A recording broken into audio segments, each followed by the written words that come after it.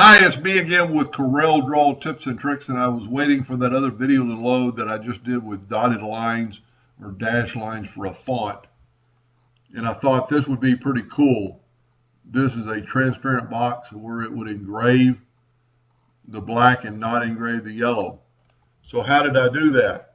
It's pretty easy, but you got to go through a couple of steps. I'm holding down the control button, make a perfect square. I'm going to hit P. I'm going to control D and make a duplicate. I'm going to hold down the shift button and I'm going to bring that corner in. I'm going to control D again and do the same thing with the shift button. It should have already done that. Control D.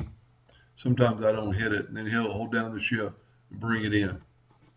Now we're going to select these two boxes.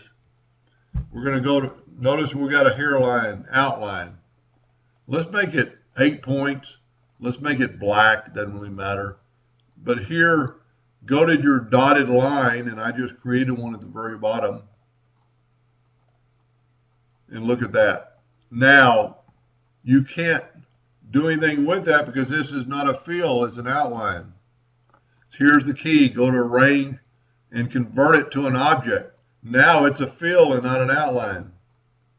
Now we can left click, no fill, right click, outline.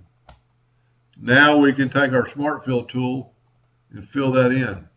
And just to make sure it works, let's get our yellow box trick, turn it yellow, hit it back of the page. And you can see now that this would engrave and the yellow will not engrave. Let's make this one box. Well, let's make both of them a little thicker. Well, we're already past that point. Anyway, I hope that helped a little bit, and thank you for watching.